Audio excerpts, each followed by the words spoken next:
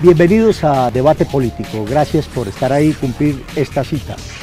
Hoy tenemos una entrevista interesante, una entrevista que nos va a generar incluso controversia, porque se trata de un senador muy combativo, un senador del Centro Democrático, vocero además de esta colectividad aquí en el Senado de la República. Se trata del parlamentario Jaime Amín. Él viene por la costa atlántica, allá consiguió sus votos y aquí está hoy representando a esos ciudadanos de la costa norte de nuestro país. Pues bien, con él vamos a conversar de temas diversos, claro, de la actividad política, de la coyuntura política y por supuesto de proyectos de ley que él está tratando de sacar adelante para resolver esos compromisos que adquirió con su comunidad. Así que no se muevan de ahí, ya volvemos con el senador Jaime Amín.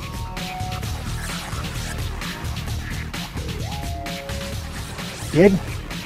Como les dije al comienzo del programa, bienvenidos a Debate Político.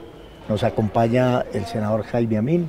Con él pretendemos hacer una charla agradable, como todas las que hemos tenido, pero obviamente dentro de un contexto de la cosa política, porque estamos en el Congreso de la República y es el lugar natural, es el espacio natural de la política, de la controversia, del debate. Y el senador Jaime Amín ha sido eso, un hombre de controversia y de debate. Bienvenido a Debate Político, senador. Muchas gracias, Jairo. Un saludo especial, un inmenso privilegio estar con usted aquí en este importante programa, esta ventana de opinión. No, el privilegio es mío tenerlo usted aquí sentado, hombre. Y quiero proponerle un tema inicial para que lo conversemos y que un poco nos acerquemos a nuestros televidentes y nos cuente usted qué proyectos está en este momento desarrollando, planteando usted aquí en el Congreso de la República que de alguna manera le resuelvan muchos problemas a la comunidad, porque de eso se trata también cuando se viene a legislar en parte, ¿no? Sin duda, Jairo. Uno diría que el Congreso es un microcosmos, es como un pequeño país donde confluyen una diversidad de intereses, de ideologías, de credos, de razones políticas, pero en últimas todas confluyen o deben confluir a que debemos servir a la ciudadanía. Esto es una representación indirecta, nosotros no la tenemos sino por voluntad del pueblo. En ese orden de ideas, cualquier escenario de discusión pública, política o privada debe llevar a que del Congreso solamente salgan leyes que hagan más fácil la vida del ciudadano. Yo tuve el privilegio, el honor de representar a mi departamento unos años atrás también desde el Congreso y pude sacar 5 leyes. Leyes muy importantes, le menciono una porque ahora la estoy desarrollando. Claro. La ley de la habeas data, 1266, que es para que los amables televidentes lo entiendan, el derecho que tiene constitucional cualquier ciudadano colombiano a que se le respete el buen nombre, nada más y nada menos.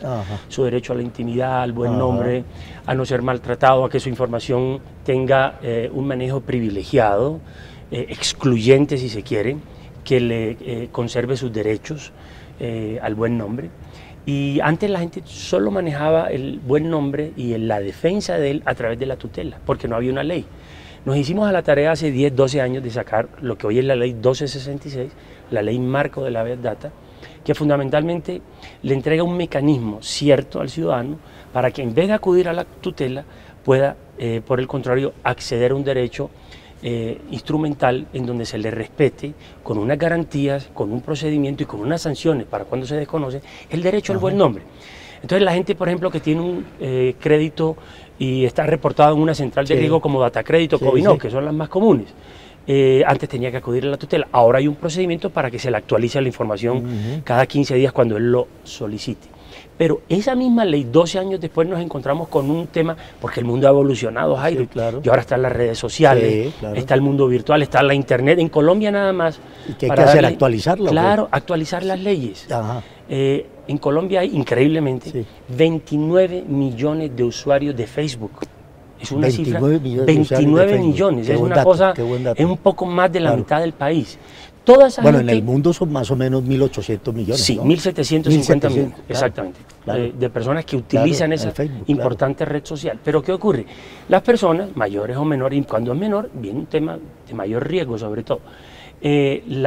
La persona utiliza la red social, entrega información, intercambia información, pero muchas veces no la actualiza, no la baja de plataforma, y cuando tiene un problema, Ajá. por ejemplo aquí en Colombia, Claro. la gente dice, ¿cómo hago frente a este requerimiento si la red social no me responde? Como decía un profesor de Derecho Constitucional mío en la Universidad del Rosario, hay que ir a quejarse al mono de la pila, porque Sí, no hay una ley. Pero claro, no hay una Entonces, ley, no hay un ahora, argumento legal. no hay un Como para, exactamente. claro. No hay un mecanismo de protección.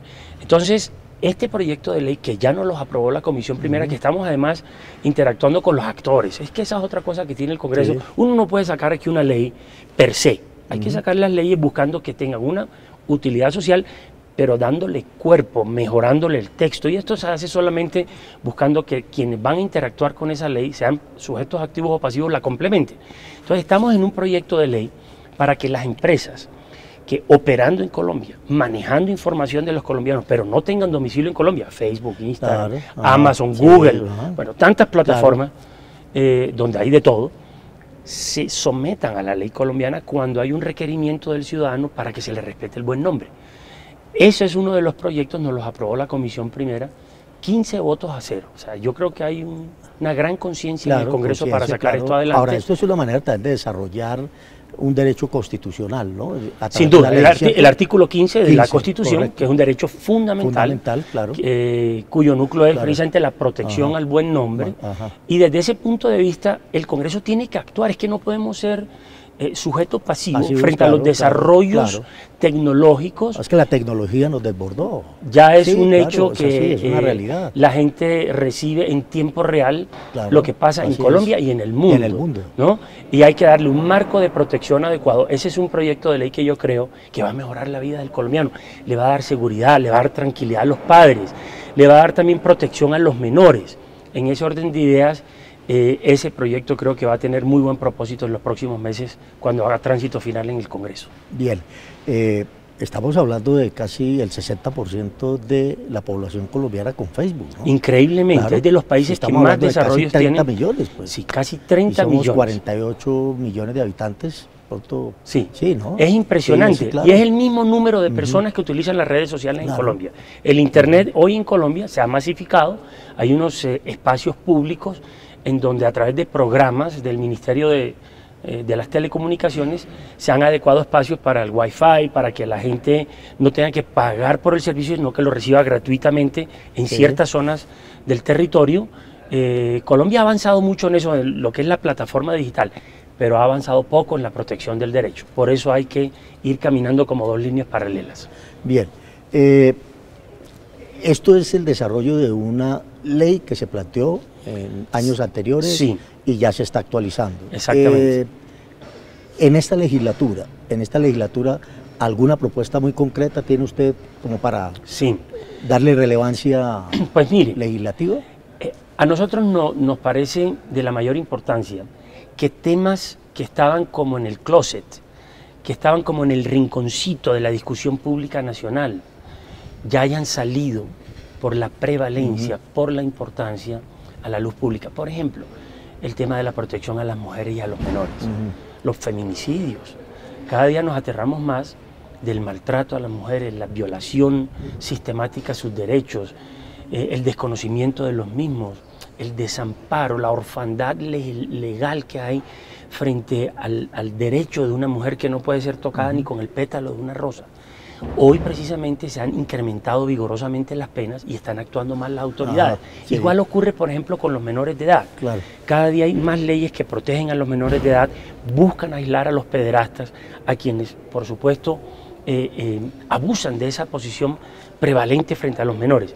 Y como la pregunta va en esta dirección, nosotros hemos querido también privilegiar a un sector de la sociedad que, como los niños y las mujeres, también merece un apoyo normativo, los discapacitados. Claro. Hemos presentado un proyecto de ley, y se lo voy a explicar con un ejemplo, para que estas personas que tienen una discapacidad, pero que son ciudadanos en la plenitud de sus derechos,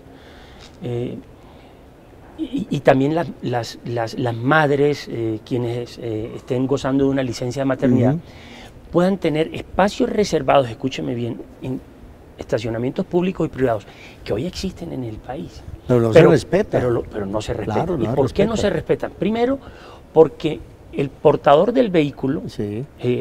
quien está al frente del vehículo, puede llegar, se baja, nadie lo molesta, hace la compra y le impidió a quien sí tiene el derecho Claro. y la discapacidad de parquearse allí. Entonces, en adelante, nuestro proyecto de ley va a exigir, le falta un solo debate en plenaria de Cámara, que se expida un permiso que se porte en lugar visible del vehículo para que la persona pueda estacionar. Sí. ¿Qué ocurre cuando no es así? Viene la sanción, viene la multa. Entonces, creo que en la medida en que podamos hacer que los privilegios de la ley sean para todos. Una sanción pecuniaria. Una sanción pecuniaria que va entre 2 y 10 salarios mínimos legales vigentes, de acuerdo pues a la negativa o la renuencia de la persona. Pero ha acompañado esto también. Ha acompañado esto también de, digamos, una campaña de prevención, como para meter a la gente en una cultura de entender que, hombre, hay que darle el espacio y privilegiar a quienes lo necesitan, y que no necesariamente tenga que mediar una sanción punitiva, llámese económica o como la quieran llamar, ¿cierto? Para que la gente respete esos derechos que son tan elementales. Pero no solo eso, porque obviamente la ley también debe acompasarse de lo que se llama una campaña de pedagogía, de prevención, de promoción. La multa va orientada también en un aspecto no solamente, digamos, fiscal de recaudo para el municipio donde se origina, sino para que con el producido de la multa se adelanten campañas de promoción para que se respeten los espacios para los discapacitados. Así ocurre en los Estados Unidos. En Estados Unidos existen los mismos espacios que en Colombia, solamente que allá sí los respetan, porque quien los infringe tiene una sanción pecuniaria que incluso puede llegar hasta la retención del vehículo o la pérdida del pase de conducir. Bien, comentaba anteriormente, usted se nos pasó porque retomamos nos fuimos por este tema mejor, el problema de los feminicidios en Colombia. Y hemos escuchado últimamente unas cifras escandalosas, ¿cierto? Y que la verdad que nos toma por asalto una sociedad que a veces no se concientiza de un fenómeno que lo tenemos ahí y que estamos haciendo como la política del avestruz, ¿no? Y dejémoslo que eso quede en ese estado de latencia, pero nunca tomamos decisiones. A propósito de ese tema, con esta ley que se está buscando digamos, unas herramientas mucho más fuertes de castigo, que efectivamente lleven a que esto no vuelva a ocurrir y erradiquemos este fenómeno de nuestra sociedad.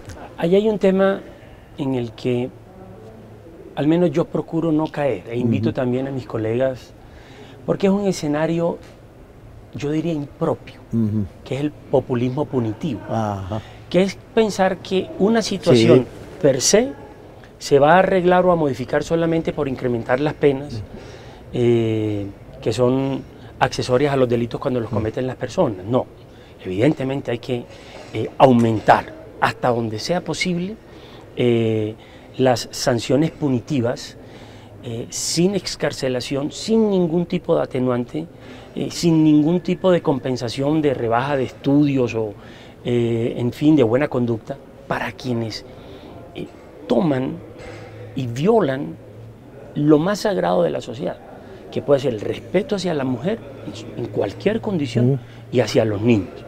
Pero al mismo tiempo tiene que darse una condición adicional, porque con la norma, digamos, o con la sanción elevada a norma, no es suficiente. ¿Qué se necesita? Que opere la ley.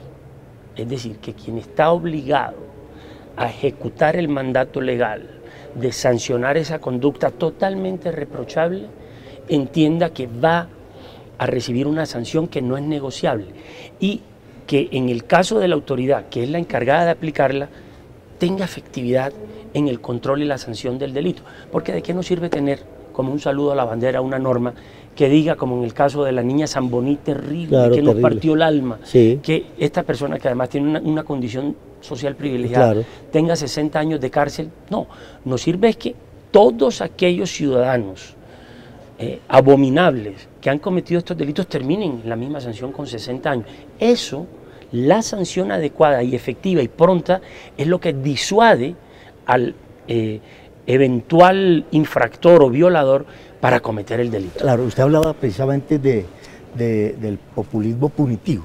Sí. Entonces, cuando ocurren casos como el de la niña Zamboni, que obviamente tocó la fibra de la sociedad colombiana, inmediatamente surgieron las voces de la pena de muerte y que es que a eso hay que aplicarle a esos violadores, a estos maltratadores, a estos psicópatas, la pena de muerte. Sí. ¿Es realmente eso una solución? Mire, si usted me lo preguntara a mí, yo soy abogado, dentro de mis especializaciones tengo una en Derecho de Familia porque yo litigué 7 años. Y algunos estudios demuestran que aún con la castración química no se disuade del todo la potencialidad del violador para que una vez haya pagado por el delito pueda volver nuevamente a reincidir en él. Yo soy una persona creyente, pero le digo que a veces creería que la discusión sobre la pena de muerte debe darla el Congreso sin pena, debe darle al Congreso con un marco democrático donde se miren los pros y los contras, porque hay ciertos delitos que son de tal entidad de ofensa a la sociedad que el merecimiento de la pena, a veces, quien lo creyera, es la muerte. O sea, de alguna manera usted está de acuerdo con la pena de muerte. Yo le digo que en algunos casos excepcionales, por la gravedad de la ofensa, del delito, por la conducta, por la persona que comete el hecho, yo le digo que a veces valdría la pena disuadir en una sociedad a veces con una conflictividad social bien compleja. No obstante ser usted un hombre creyente. Le digo la verdad, yo a veces no desestimo del todo este tema de la pena de muerte. Porque es que hay delitos, le repito, que desde el punto de vista de la psiquiatría forense está comprobado que estas personas no se resocializan en una cárcel. Estas personas son potencialmente agresivas en cualquier escenario y a cualquier edad de la vida. Bien, bueno, ahí está planteado el debate, que es un debate que infortunadamente... Es hondo. Sí, es complejo, claro, pero además que obedece también prácticamente a una actitud reactiva y por coyuntura. Sí. Y yo creo que un poco lo que usted plantea es, hagamos ese debate, saquémoslo a la palestra pública y reflexionemos de fondo, ¿no? Si usted excepciona, los Estados Unidos, nosotros tenemos una democracia que ha ido madurando poco a poco. Bueno, si no, mire el resultado del 2 de octubre, donde contra cualquier pronóstico ganó el no. Eso es bueno para la democracia, el disenso, la confrontación, la contradicción. En Estados Unidos está la pena de muerte por estados. Y está lo que se llama la clemencia o el perdón presidencial, que es una oportunidad que tiene el reo de recibir la conmutación de la pena. Pero el Congreso no debe rehuir ningún debate, ninguno, por importante o crítico que sea. Sí, ese último punto que comentaba claro, sin dejar de soslayo la importancia del tema que acabamos de discutir. Pero como estamos hablando de una coyuntura que se nos viene, que es la visita del Papa, ¿comparte usted la idea de ese perdón papal que regularmente se hace cuando el sumo pontífice visita a un país en particular? Mire, el partido nuestro, el Centro Democrático, y a mí como vocero me correspondió presentar una iniciativa con mis colegas de jubileo. Pero es la iniciativa del jubileo. El jubileo. Los papas han venido, su santidad Pablo VI en el 68, Juan Pablo II en el 86 y ahora el Papa Francisco en el segundo semestre de este año. Se viene siempre, viene la discusión de si el Congreso puede, digamos, dar una atenuación en la sanción y en las penas de quienes ya estén pagando. Eso está bien. Lo que está mal es que, digamos, en la configuración o en la elección, ¿qué tipo de delitos son los que tienen que ser conmutados? Entonces, por ejemplo, en el caso nuestro, no podrán ser delitos atroces, los feminicidios, las violaciones, no podrán ser delitos de lesa humanidad, como el secuestro, como la desaparición forzada, ¿verdad? No pueden ser conmutados esos delitos porque en últimas entonces el remedio termina siendo peor que la enfermedad. El mensaje que se le manda a la sociedad es que el delito sí paga y eso nunca puede ser el mensaje de las voces institucionales del país. Pues bien, mire, hemos tenido una conversación sobre la actividad legislativa de un senador, como les decía al comienzo del programa, que genera mucha controversia aquí con sus debates, en sus posiciones políticas, como quiera que es el vocero del Centro Democrático en el Senado de la República. Pues bien, vamos a un corte, ya regresamos en esta interesante conversación, porque ya nos vamos a meter en otras honduras donde vamos a hablar de la política. No se muevan.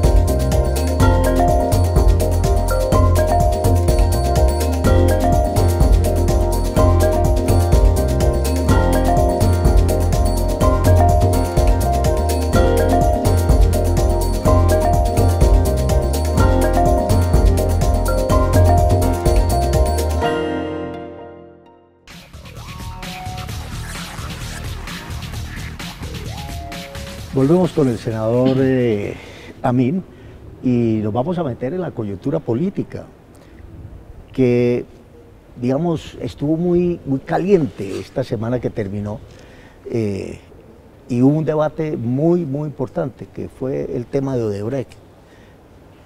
Como lo decía usted en el anterior segmento, lo interesante es que Colombia es un país que democráticamente ha ido madurando y ganó contra todos los pronósticos el no en el plebiscito, ¿sí?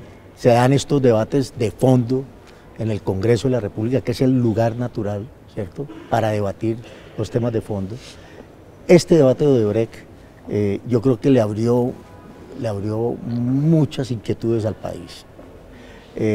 Más allá de las rencillas políticas que generó, porque el debate fue fuerte, ¿cierto? Ese tema de la corrupción realmente nos carcome. Sí. Está afectando en concreto la sociedad colombiana, el país en sí.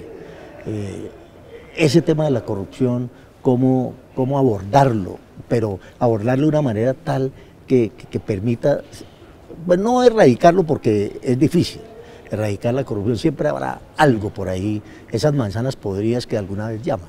Pero cómo plantearse un proceso, un proyecto o una decisión política o que congregue a todas las fuerzas políticas para sacar adelante una solución muy concreta a este tema de la corrupción. Hace muchos años a un ilustre expresidente liberal casi lo crucifican porque dijo que había que reducir la corrupción a sus justas proporciones. Además, el tema de la corrupción terrible está en la Biblia, por decir algo, claro, ¿no? El tema de los corruptos, del mal y el bien, estas cosas.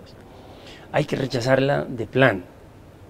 Y naturalmente hay que buscar mecanismos fuertes de coerción social y punitiva al mismo tiempo, que castiguen a los culpables y disuadan a quienes quieran caer.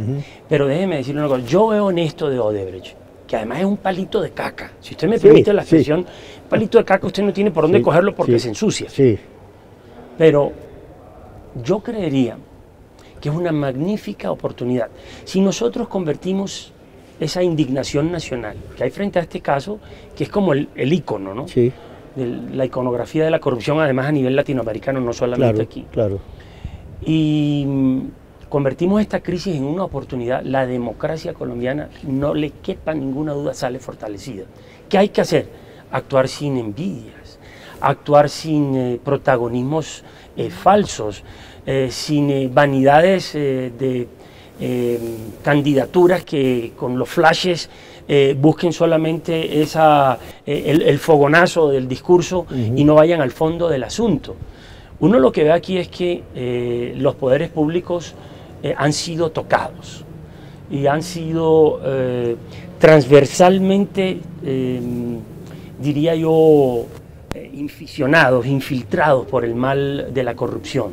Esto no es solamente un tema del sector público, esto es sector público y privado, como en una APP, ahora que están de moda, una APP pero perversa, ¿no? Una asociación público-privado pero para delinquir. Es complicado el tema, pero yo quisiera ver un poquito más allá de ese humo que hay ahora, de esa indignación que hay ahora. Si esto se maneja bien, con una fiscalía actuando, con una fiscalía apretando, con un CTI investigando, con el sector privado entregando toda la información de transacciones financieras, registros bancarios, inmobiliarios, en fin, atacando esto como una transnacional del delito, Colombia gana. No meto la mano por otras democracias porque desafortunadamente en el patio latinoamericano la democracia está muy menoscabada. Pero yo sí le digo una cosa, aquí podemos ganar mucho si dejamos los protagonismos a un lado y vamos al fondo del asunto. Por ejemplo, un tema clave, el tema de la financiación de las campañas políticas. Entonces dice, el remedio es la financiación estatal. Estatal, sí. Puede ser, pero ¿y cómo impedimos la financiación privada corrupta? ¿Cómo impedimos ríos de dinero llegando a campañas presidenciales o parlamentarias? Porque creen que entonces va a venir la dádiva, ¿no? Va a venir el apoyo del gobierno con un... del Estado, pues, Estado, ¿no? Va a venir con una cifra que se gira ya al partido del candidato. ¿Se supera? No. No, lo que hay que atacar es el fondo del asunto. La fiebre no está en las sábanas, definitivamente. Yo creo que este tema ha sacudido por completo las estructuras de los poderes públicos en Latinoamérica. Pero fíjese, por ejemplo, en los Estados Unidos pudieron sacar adelante la iniciativa, apretar, entregar la información, porque esto arrancó en Estados Unidos, a las democracias afectadas, y hay unas que van más adelantadas que la otra. Nosotros creemos que aquí la Fiscalía podría hacer un gran papel, no tanto si la dejamos, como si la apoyamos. Y apoyarla significa dejar que haga la tarea el fiscal. Nos parece que es un hombre serio, solo no va a poder. Esto es una hidra de 1000 cabezas, la corrupción. Pero los partidos políticos sí tienen una cuota de responsabilidad muy alta. Allá iba yo, ¿cómo evitar que estamos en un periodo preelectoral? Todavía no hemos entrado de lleno, pero ya estamos en ese juego. ¿Cómo evitar que el tema se politice? Es que es lo difícil. Entonces vienen esas posiciones políticas, cada partido obviamente de su legítimo derecho, proponiendo y planteando el tema de la corrupción, pero ese consenso que usted plantea que es necesario para lograr superar este flagelo, pues no va a ser posible. Mire, en Estados Unidos se acuñó una frase muy famosa entre, creo que fue Clinton y Bush en una campaña, Bush padre, donde él le contestó en un debate, a Clinton le dijo, es la economía, estúpido. ¿No? Aquí deberíamos decir, es la corrupción, estúpido. Lo que pasa es que aquí le metemos política al tema. La política es solamente el instrumento, pero para erradicarla no es el fin.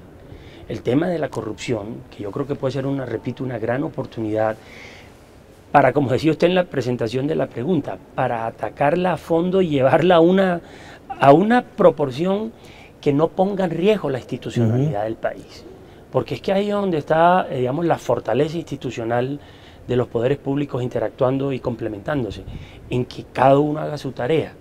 Pero si nosotros aquí entregamos, que fue lo que hemos visto en estos días, un espectáculo de mutuas acusaciones, en donde solamente el uno es el responsable y el otro no, y la Fiscalía de pronto se demora mucho en entregar resultados, quien pierde es la ciudadanía. Cuando se pierde la fe en la democracia, ocurre lo peor.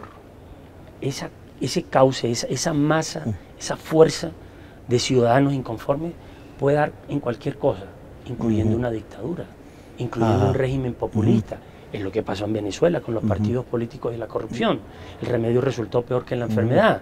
El tema de Ecuador, de Venezuela, de Perú, de Bolivia. Son países en donde las democracias, antes de fortalecerse, se han menoscabado por el abuso de poder y han terminado por hacer prácticamente ateos a los ciudadanos frente al ejercicio de los poderes públicos. Yo conozco un texto, no me acuerdo el autor en ese momento, pero que se llama El escándalo político. Y es un texto que cuando surgen estos escándalos es interesante consultarlo, porque hay una parte en el texto donde este autor, que le prometo el nombre, se lo traigo después para que algún día, si lo puede comprar, lo compre, porque la verdad es interesante el libro. Y él dice, mire, cuando surgen este tipo de escándalos que tienen que ver con la política y la política inmersa en temas de corrupción, lo mejor es contar la verdad, porque si no se cuenta la verdad, se va a enredar en una sarta de mentiras que finalmente es como siempre lo menciono, lo acaba de mencionar usted, es peor el remedio, ¿cómo es? El remedio que la enfermedad. El remedio que la enfermedad. Claro. Entonces, hago esta introducción para plantearle a usted, senador, a mi vocero del Centro Democrático, ustedes se hacen un mea culpa con este tema de Odebrecht. Sí, sí, y además déjeme decirle algo, ya lo ha dicho el presidente Uribe, cuando de las mejores personas se esperan las mejores cosas y surgen los peores propósitos, uno tiene que sentir vergüenza. Este muchacho García, que era el viceministro, que vino además aprobado, apoyado, recomendado por la Cámara de Comercio de Cartagena. Las cámaras de comercio en el país son instituciones buenas, que funcionan, que además guardan la fe pública, ¿no? Esa es la actividad de una Cámara de Comercio. Este muchacho venía con una hoja de vida impecable, estudios en la Universidad de los Andes, Estados Unidos, y llega y se corrompe a esa magnitud y hace ese negociado. Pues uno primero tiene que pedirle perdón al país, tiene que pedirle perdón a la sociedad como partido, como colectividad, por la falla, por el delito, por la vergüenza que nos crea esto, pero al mismo tiempo pedirle a las autoridades la condena más ejemplar. Es decir, no puede haber miramientos en ese tema. Tiene que ser algo que vaya más allá del querer, de la vergüenza y de la voluntad. Y esto solamente en el caso de quien ha lesionado la confianza y la buena fe que se depositó en él, el manejo, ese privado, conductor de responsabilidades públicas, tiene que tener una sanción muy grande, muy grande, muy severa, que sirva, repito, para disuadir, que sirva para que quienes estén pensando en entrar a la administración pública o en obtener un contrato o en llegar a un cargo de representación popular como ser congresista, entienda que hay líneas invisibles que no se pueden traspasar. Cuando se traspasan, uno lo único que pide es perdón, porque definitivamente esto es vergonzoso, y que caiga el mayor peso de la ley sobre esta persona. Así actuó el partido, así actuó el Centro Democrático. Vimos en estos días en la plenaria del presidente Uribe poner en un gesto de valentía y al mismo tiempo de profunda sinceridad su propia investidura, su fuero como presidente. Si a él le llegaran a comprobar alguna financiación ilegal en los ya 30 o 35, 40 años de vida pública. No es fácil que una persona diga eso frente a un país y unas cámaras de televisión. Esto es porque hay la seguridad de que se ha obrado bien. Pero claro, cuando hay una oveja descarriada, pues tiene que venir el castigo. Planteaba el senador Robledo, autor de este debate, el que convocó este debate, y llamémoslo de control político, que es una de las tareas del Congreso de la República, hablaba de él de una corrupción sistémica. ¿Usted cree que hay corrupción? La corrupción de este país es una corrupción sistémica. Yo creo entender que lo que dijo el senador Robledo, que es un hombre importante, un hombre honrado, un senador valioso. Nos gustaría, pues, es una crítica muy respetuosa a él, por quien solamente hay admiración, que fuese un poco más proactivo, porque es un hombre que tiene, digamos, una buena línea de acción crítica, de oposición, de debate confrontacional, pero propone poco, construye poco, es lo que quiero decir. Pero este debate que fue muy importante, promovido por él, donde hablaba de la corrupción sistémica, debe llevarlo uno a un entendimiento de qué fue lo que quiso decir. Yo creo entenderle que él lo que habló fue que la corrupción había permeado por completo a la sociedad colombiana en todos sus estamentos, no los públicos, que son los más visibles, que son de alguna manera en los que recae el foco del interés de la ciudadanía, y donde naturalmente debe recaer la mayor sanción, porque no es lo mismo manejar dineros públicos que son sagrados que dineros privados que pueden de alguna manera tomar destinos diferentes. Pero es que no hay alimento sin alimentador. Entonces está el funcionario corrupto, el viceministro. Bueno, lo vimos en las campañas presidenciales con el presidente Santos, que además todavía estamos esperando que responda. Santos no responde. Fueron 2 campañas. En las 2 campañas presidenciales hubo plata de Odebrecht y plata de Interbolsa, que son entidades muy diferentes en sus orígenes y propósitos, pero corruptas las 2, ya están sentenciadas. Y Santos no responde. Pero quiero decirles que en el caso del viceministro, pues sí, era el funcionario público, pero había un alimentador de la corrupción que era Odebrecht.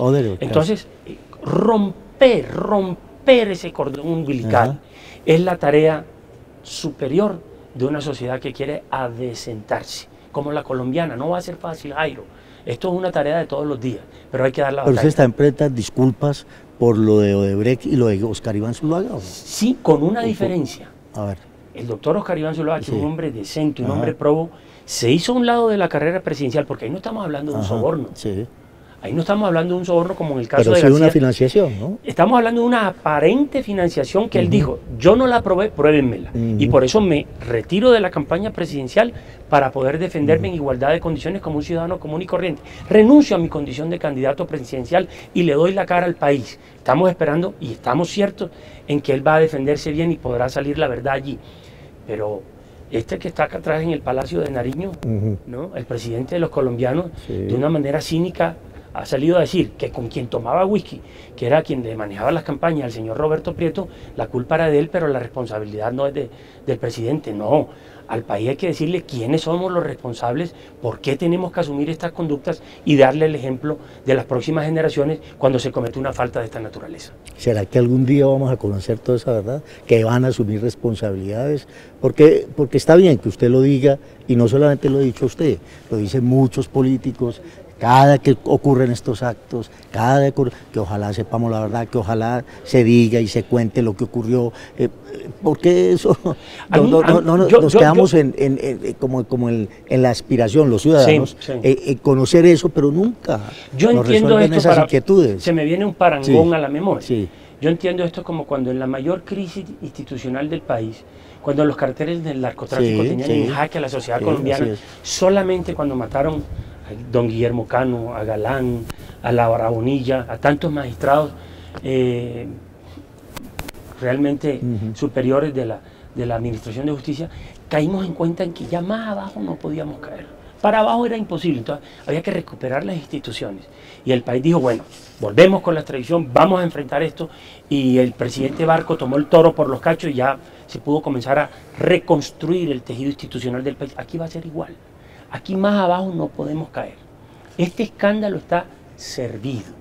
Esto es un plato suculento, si se quiere, mirándolo al revés, para que la institucionalidad colombiana se fortalezca, para que la democracia colombiana a través de sus instituciones funcione. Ojalá que no sea solamente un saludo a la bandera lo que estamos viendo. Pues la verdad estoy de acuerdo con usted, esperamos que eso ocurra porque agota la paciencia de los colombianos, esto que está ocurriendo. Está agotada, sin duda. Y lo peor de todo es que los colombianos somos disciplinados fiscalmente, pagamos nuestros impuestos, nos los cobran indirectamente. El colombiano es un ser humano superior. Y hemos aguantado el colombiano mucho. Es un ser humano pues ojalá a prueba de muchas cosas, muy bueno, de alma muy buena, pero está cansado. Está cansado. Y hay que ponerle el ejemplo. Hay que ponerle el ejemplo. Por eso repito, ojalá desde el mismo Poder Ejecutivo se dé la línea. No nos hacemos muchas ilusiones, apreciado Jairo, de que Santos dé la cara, pero bueno, seguiremos en esta batalla. Bien, no se muevan de ahí, ya regresamos aquí en Debate Político.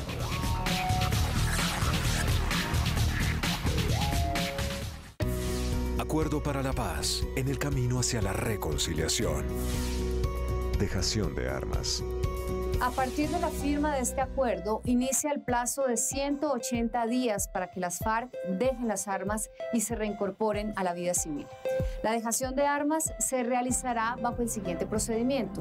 Se registrará la cantidad y el tipo de armas que poseen, las mismas que serán dejadas. En ese registro debe especificarse el carácter de las armas.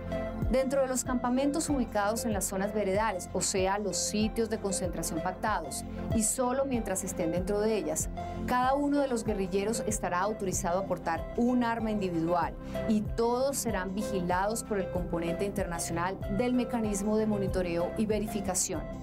Esta comisión además recibirá todas las armas de las FARC-EP. Una vez las armas sean registradas e identificadas, ese armamento será almacenado en un container y se procederá a su extracción. La extracción del armamento consiste en la salida física del armamento de la zona y posteriormente fuera del país. Quedará bajo responsabilidad de la Organización de Naciones Unidas hasta su destinación final. Las armas serán destinadas a hacer 3 monumentos, uno en las Naciones Unidas, otro en Cuba y otro en territorio colombiano. Acuerdo para la paz en el camino hacia la reconciliación.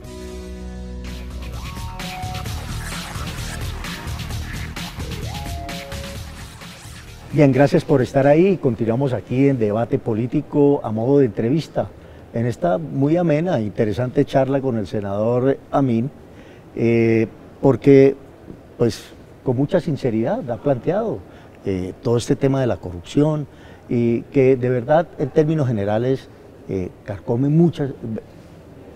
casi todas las instituciones del país, están metidas en este fenómeno que casi que va camino a convertirse en una pandemia y ojalá eso no sea así, porque hay que resolverlo. Y como él lo señalaba, el senador Amin, pues el pueblo colombiano está cansado. Pero bueno, ustedes son un partido de oposición.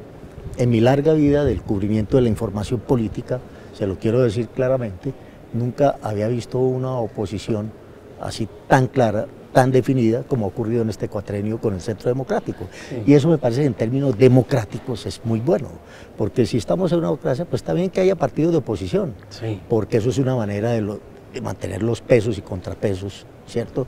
Y darle fortaleza institucional a un país.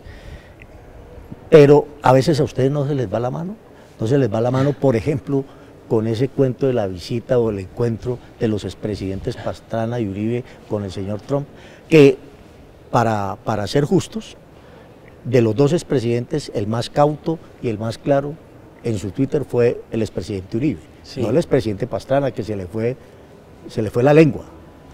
Jairo, esto del ejercicio de la oposición, y fue precisamente el padre del expresidente Pastrana, Misael Pastrana, el primero que cuando el gobierno de Virgilio Barco se declaró en franca oposición y fue aquel famoso esquema gobierno-oposición que demoró lo que demora un merengue en la puerta de un colegio. Ese ¿no? Es un esquema que planteó Virgilio Barco, claro, se llama gobierno de partido de oposición. Sí, sí. Y demoró cuando el presidente Barco seguramente hizo algunos decretos ahí y metió en nómina al uno y al otro y se acabó la hasta los conservadores conformaron un gabinete en la sombra, claro, para hacerle el seguimiento.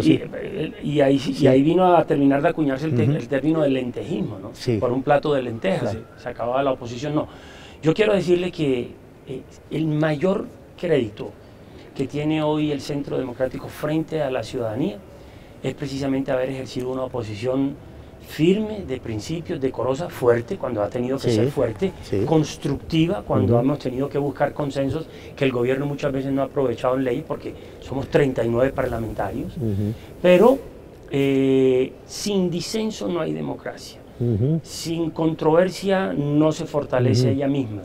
Uno pensaría que lo que procede es que a nivel territorial se pueda desarrollar lo que aquí en Bogotá ha visto la ciudadanía, que es el gobierno, el esquema de bancada. Nosotros somos una bancada disciplinada, el Centro Democrático, la primera que llega, la última que se retira, hay un vocero en Cámara, en Senado, hay unos temas, hay unas áreas, hay unos grupos de estudio. Así es como le gusta a la gente ver a los políticos trabajando todo el tiempo, porque para eso de alguna manera nos eligen y nos pagan. Yo entiendo que no es un esquema fácilmente repetible, pero por lo menos no hay mejor ejemplo que aquel que se predica. con la práctica. Y yo creería que usted toca el tema de Trump con la reunión con los presidentes Pastrana y Uribe. No, el presidente Uribe es un hombre que no tiene cálculos políticos. Es un hombre muy alejado de esos farolerismos sociales, de clubes y de tragos y de viandas finas y trajes finos. No, él no. Pero es muy activo en las redes. Supremamente. Sí, entonces él fue a descansar unos días a Miami con su familia, sus nietos, y se dio a esta circunstancia de una manera tal que fueron 20 minutos de un diálogo casual, social, pero donde se hablaron dos temas claramente, sin duda. Pudo abordarse seguramente el tema de Venezuela, y esto es una cosecha mía. Sí. Esto el presidente Uribe no pero ha dicho, también los 20 minutos, porque no se dice que, que duró mucho ese no intercambio. importa, pero de todas maneras quiero decirle yo, es impensable uno imaginarse a Uribe por allá en un rinconcito de un club social muy importante esperando que pase el presidente Trump. No, eso, Álvaro Uribe no es ese tipo de persona. Pastrana sí, ¿no? No, lo que le quiero decir es que se dio el tema. Sí. Y esto es cosecha mía. Sí. Uribe no ha dicho ni mu, seguramente no lo va a decir, sí. Pero con el criterio patriótico que siempre acompaña sus actuaciones, a mí no me queda ninguna duda.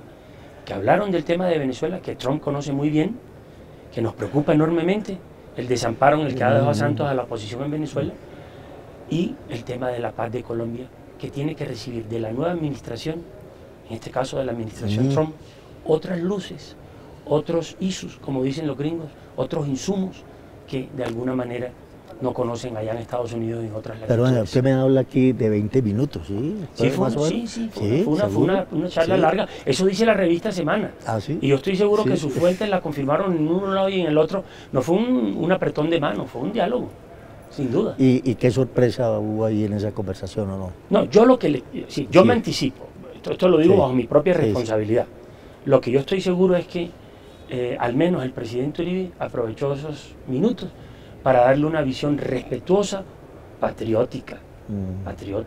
Nadie puede pensar que un hombre que quiere tanto a este país como Uribe va a hablar mal del país o de sus instituciones fuera, por Dios, que pone las cosas en un contexto.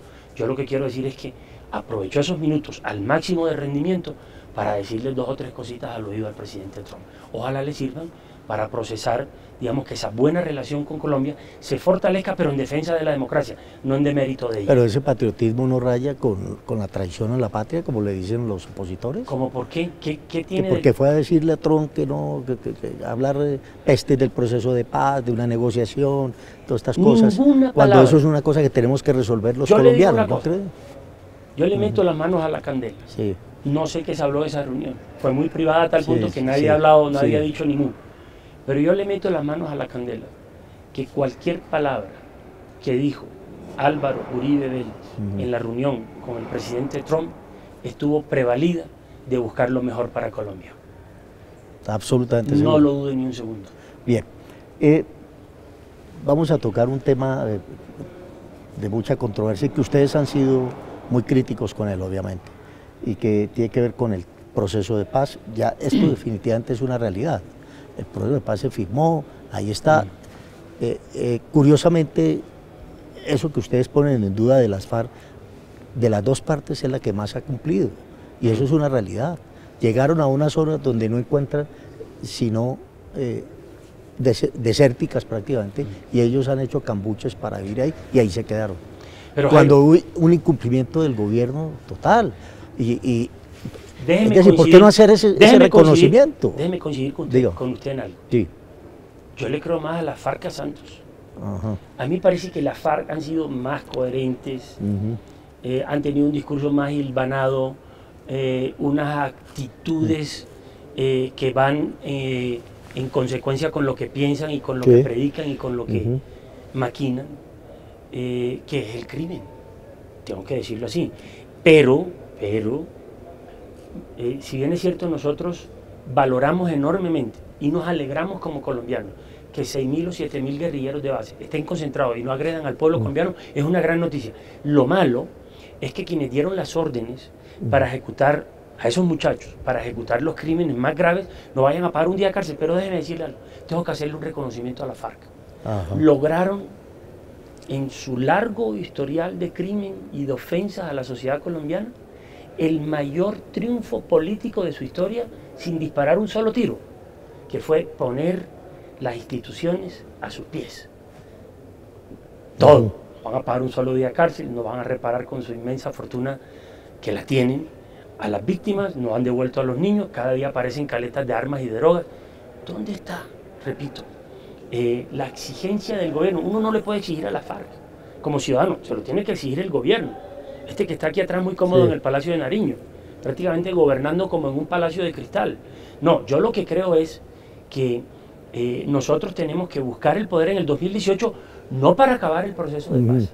Queremos ser claros en eso. Sí. Nosotros tenemos que hacerle unos ajustes. No para reversar, como lo dijo algún día su colega José Obdulio Gaviria. Es para hacerle unos ajustes de fondo. Porque ¿cómo funciona la democracia si no es a través del voto? Sí. Claro, a través del voto. Y a través del voto del 2 de octubre se echó para atrás todo el acuerdo de las 303 páginas. Cosa diferente fue que, mire, ojalá pudieran ver aquí, el conejito que está aquí, este conejito fue el que nos hizo el presidente Santos a los más de 6 millones de colombianos que votaron no, y Santos nos hizo conejo a la paz. Entonces, ¿qué quisiéramos nosotros? En este año de ilegitimidad popular, que el presidente Santos pueda hacer un viraje muy fuerte, no lo veo haciéndolo. Su vanidad personal de premio Nobel además no se lo permite. Por eso hay que recuperar el poder para hacer los ajustes que necesita ese proceso de paz y entregarle certeza, inclusive a la FARC. No la que le dieron de 3 gobiernos sin modificar constitucionalmente los acuerdos. Pero yo sí creo que la paz tiene que pasar por la justicia, tiene que pasar por el resarcimiento social del daño y naturalmente por algún tipo de sanción para quienes tanto han ofendido a la sociedad colombiana. Para finalizar, yo le quiero hacer un reconocimiento, y lo digo aquí públicamente, que me parece que, hablando en términos de, como se refería usted al senador Robledo, cuando su debate de corrupción, planteó un debate bien hecho, pero tiene un problema, que no es propositivo. Sí. Yo aquí en este diálogo con usted sobre el tema de la paz, que conozco ya del Centro Democrático cuál es su posición, me parece que ya es una actitud propositiva reconocerle por lo menos algo a las FARC. Ah, sí, sin duda. Eso está bien. A la FARC le reconozco el mayor triunfo político. Lo obtuvieron sin disparar un solo tiro. Pero al mismo tiempo... Pero usted dice, han cumplido más que el presidente. Claro, claro. Y el hecho de tener 6.000 o 7.000 guerrilleros de base es una buena noticia. Sí, claro. Concentrados sin agredir a la sociedad colombiana. Eso hay que mantenerlo. A raíz de ese conflicto ya no hay más muertos, ya no hay policía ni soldados muertos. Pero cosa distinta, le repito, es el manto, el camino ese de impunidad que ha quedado, que lo único que puede generar, Dios no lo permite, son nuevos ciclos de violencia. Bueno, esperamos que no sea así. Pues bueno, senador Miguel Amin. Jaime. ¿no? Oiga, yo eso siempre, es normal. No, y entonces yo le decía a su asesora ahora que suele ocurrir, porque aquí los Amin han tenido varios parlamentarios. Hay varios, ahora mismo aquí, hay 4, creo. ¿Hay 4? Sí, aquí de diferentes partidos. De diferentes partidos, sí. Íbamos a hablar de los Amin, hombre, pero lo hacemos en una próxima entrevista, porque es una historia maravillosa. Bonita, sí. Sí, bien bonita. De inmigración libanesa. Sí, bueno, pues ha sido muy amena, muy interesante la conversación, y gracias por estar en Debate Político. No, Jairo, muchísimas gracias, muy gentil. Amin. Y gracias a ustedes por estar ahí con nosotros, y los espero en un próximo programa aquí en Debate Político.